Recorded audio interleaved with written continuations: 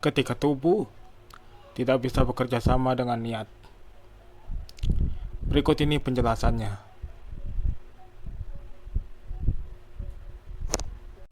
Canggung adalah hal yang universal. Semua orang pernah mengalaminya saat bicara di depan umum, saat bertemu orang baru, atau saat mencoba sesuatu yang belum terbiasa. Biasanya canggung menimbulkan sedikit kekacauan. Kata-kata terselip, tangan berkeringat, atau gerakan jadi kaku. Tapi di tubuh yang normal, kekacauan itu bisa cepat disamarkan atau dipulihkan. Seolah-olah tidak ada yang terjadi, atau paling tidak sampai merusak seluruh proses. Berbeda denganku. Di tubuhku, canggung bukan sekadar rasa sesaat, melainkan pemicu reaksi saraf yang sulit ku kendalikan. Begitu rasa itu muncul, tanganku bisa tiba-tiba kaku, bergetar, atau bergerak sendiri. Kekacauan kecil berubah menjadi kekacauan besar. Dan kekacauan itu menambah rasa canggung, membentuk lingkaran yang terus berulang, sampai akhirnya aku memilih berhenti mencoba. Bagi orang lain, mungkin lingkaran ini terdengar sederhana. Mereka berpikir kalau kami saja bisa melewati rasa canggung, harusnya kamu juga bisa. Padahal konteksnya sangat berbeda.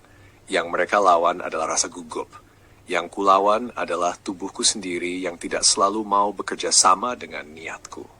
Dari dulu aku sering bicara soal ini, tapi nyaris selalu disederhanakan. Mungkin aku yang gagal menemukan bahasa untuk menjelaskannya, atau mungkin orang lain yang tidak cukup sabar menangkap maksudku. Yang jelas, aku belajar satu hal. Kesalahpahaman paling menyakitkan bukan datang dari ketidakpedulian, melainkan dari keyakinan bahwa mereka sudah mengerti, padahal sebenarnya tidak. Antara yang terlihat dan yang tak pernah terlihat. Bagi banyak orang, memahami bahwa aku lumpuh sejak lahir itu hal yang mudah. Mereka bisa langsung melihat bahwa aku butuh bantuan untuk berpindah, dan itu biasanya cukup bagi mereka untuk merasa mengerti tentangku. Seolah-olah cerita tentangku selesai sampai di sana. Tapi yang lebih sulit untuk dipahami bukanlah tubuh yang lumpuh, melainkan tubuh yang tidak bisa selalu bekerja sama dengan niat. Kadang tanganku bisa melakukan sesuatu dengan baik, kadang justru merusak momen tanpa bisa ku kendalikan. Gerakan yang tak terduga itu sering mengundang komentar bahwa aku malas, kurang niat, atau sekadar tidak serius berusaha.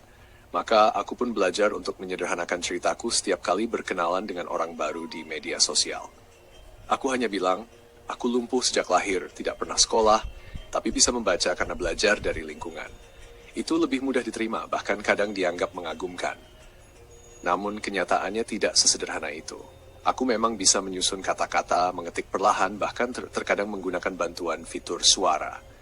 Tapi untuk berbicara langsung, untuk menyampaikan isi hati secara verbal, aku tidak selalu bisa lancar. Dan justru karena di satu momen aku terlihat mampu, sementara di momen lain aku gagal, disitulah kesalahpahaman selalu lahir. Yang membuatku sedih adalah seringkali orang berhenti di permukaan. Mereka hanya melihat bagian hebatnya, tapi tidak melihat betapa rapuhnya aku saat tubuh dan batin tidak bekerja sama. Aku tidak hanya berhadapan dengan keterbatasan fisik, tapi juga dengan pandangan-pandangan yang tak memberi ruang bagi kompleksitasku. Dan disitulah luka itu tumbuh. Bukan hanya karena tubuhku berbeda, melainkan karena pemahaman orang lain sering lumpuh terhadap kenyataan yang aku hadapi. Logika yang terlihat sederhana, tapi sebenarnya rapuh. Sejak kecil, aku sering mendengar orang-orang di sekitarku berkata dengan logika sederhana. Kalau anak kecil saja bisa memegang gelas dengan dua tangan, kenapa kamu tidak? Kalau orang yang kehilangan tangan bisa mandiri dan produktif, kenapa kamu yang lengkap justru tidak bisa? Sekilas logika itu memang terdengar masuk akal. Tapi sebenarnya, logika itu rapuh.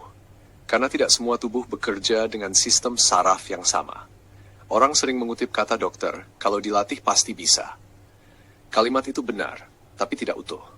Tidak ada penjelasan tentang bagaimana tubuhku kadang bergerak tanpa niat atau menjadi kaku justru saat aku ingin bekerja sama. Tidak ada gambaran tentang betapa melelahkannya menghadapi hal yang sama berulang-ulang setiap hari. Di mata orang luar, itu terlihat sebagai kurang tekad atau malas. Padahal, yang disebut malas itu seringkali hanyalah rasa canggung yang melahirkan kekacauan hingga membuatku enggan mengulanginya. Jadi sebelum bertanya, kenapa kamu tidak bisa seperti dia? Mungkin lebih adil kalau bertanya, apa yang membuatmu tidak nyaman saat mencoba? Karena seringkali jawabannya bukan soal niat, tapi soal tubuh yang tidak selalu tunduk pada logika sederhana manusia. Dampingi batasku. Pahami malasku. Dengarkan rasaku. Tubuhku tidak selalu patuh pada keinginanku. Ada yang bisa dilatih, ada yang harus diterima, dan ada pula celah-celah antara niat dan gerak yang tak bisa kulewati sendiri. Aku tahu itu bukan kesalahan semata. Itu bagian dari cara tubuhku bekerja. Kalau kau melihatku diam, bukan berarti aku tak berperang. Kalau kau melihatku tampak bisa hari ini, jangan bingung jika esok aku tak mampu mengulangnya. Bukan karena aku malas, bukan karena aku tak paham, melainkan karena stabilitasku berubah-ubah, dan itu melelahkan. Jadi aku mohon 3 hal sederhana. 1. Dampingi batasku. Jangan paksa definisi kemampuanmu ke tubuhku. Bantu aku ketika aku butuh, beri aku ruang ketika aku menolak, dan biarkan kecepatanmu menyesuaikan dengan ritme tubuhku. 2. Pahami malasku. Bila aku tampak enggan atau memilih jalan yang mudah, jangan langsung melabeli. Malasku sering lahir dari rasa tidak nyaman yang bukan sekadar pilihan, itu adaptasi untuk bertahan. 3. Dengarkan rasaku.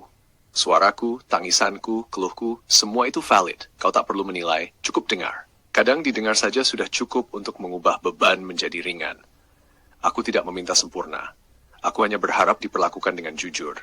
Dilihat, bukan hanya dinilai. Didampingi, bukan hanya diberi solusi yang sederhana.